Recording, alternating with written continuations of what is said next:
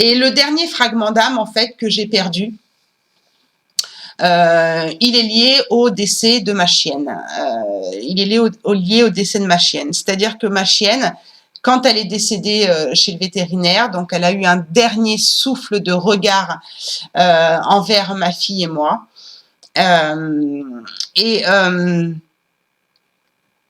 Excusez-moi, c'est un peu d'émotion.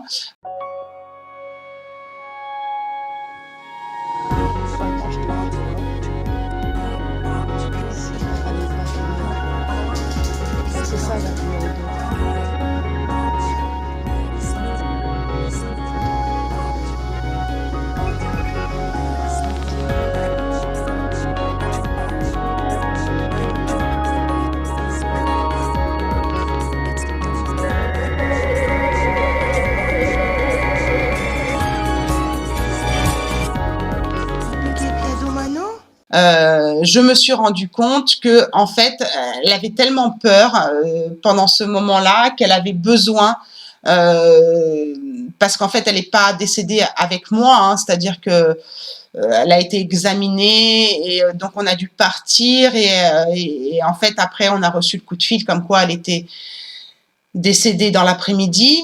Mais en fait, lors de son dernier regard, elle avait dans ses yeux, j'ai ressenti dans ses yeux la même chose que quand mon père a pris l'ambulance et est décédé quelques jours après. Je savais, moi, qu'elle n'allait pas revenir. Vous savez, les yeux, c'est le reflet de l'âme. Et je savais, avant le diagnostic, et l'appel du vétérinaire que je ne la reverrai plus. Je l'ai vu dans ses yeux. Donc, si vous voulez, elle était dans la peur et nous, on devait partir parce que c'est sous ordre de la vétérinaire, hein, on ne pouvait pas rester. Et en fait, à ce moment-là, elle m'a pris un fragment d'âme pour être rassurée, pour m'avoir avec elle, en fait, lors de son décès. Excusez-moi, là, c'est un peu d'émotion. Et en fait, je me rends compte que je dois faire passer ma chienne parce qu'en fait, elle est bloquée. Elle est bloquée par mon fragment d'âme. C'est-à-dire que quelque part, elle est retenue dans des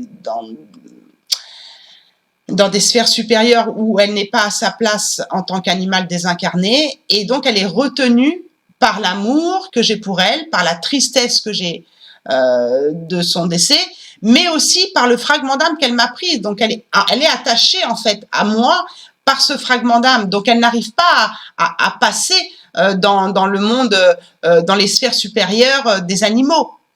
Donc, il a fallu que je la fasse passer d'abord pour pouvoir récupérer mon fragment d'âme, que je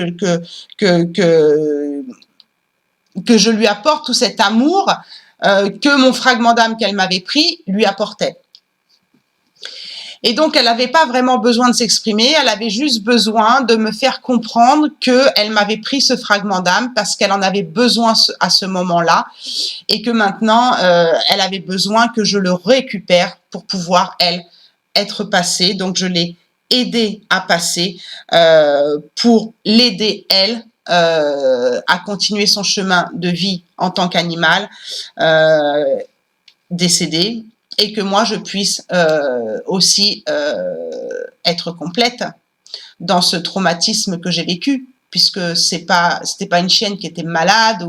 Non, à 23h30, elle jouait encore et ça a commencé à 2h du matin et puis à 6h le lendemain, à 18h le lendemain, elle n'était plus là. Donc, ça a été un traumatisme. Elle n'a jamais eu de problème de santé, ma chienne. Donc, ça a été un traumatisme et c'était le 4e décès que je vivais en 2021. Donc, forcément, le traumatisme était très puissant. Donc, c'est pour ça que je vous dis que quand on perd des fragments d'âme ou quand on nous prend des fragments d'âme ou quand on prend des fragments d'âme ou quand quelqu'un vient nous prendre un fragment d'âme, eh bien, c'est souvent lié à des traumatismes que l'on vit dans notre vie actuelle ou dans, comme je vous disais, vie antérieure ou des traumatismes de nos ancêtres ou de vie future. Et donc, ce fragment d'âme qu'elle avait à moi l'empêchait de passer. Donc, tout le travail a été fait, passage d'âme de ma chienne et récupération de mon fragment d'âme que ma chienne m'avait prise parce qu'elle en avait besoin à ce moment-là, comme l'exemple dans la première vidéo d'extraction d'âme, où inconsciemment, j'ai pris un morceau de fragment d'âme à mon chef, à un ancien directeur, parce que j'en avais besoin à ce moment-là, dans des choses que je vivais de traumatiques dans ma vie professionnelle.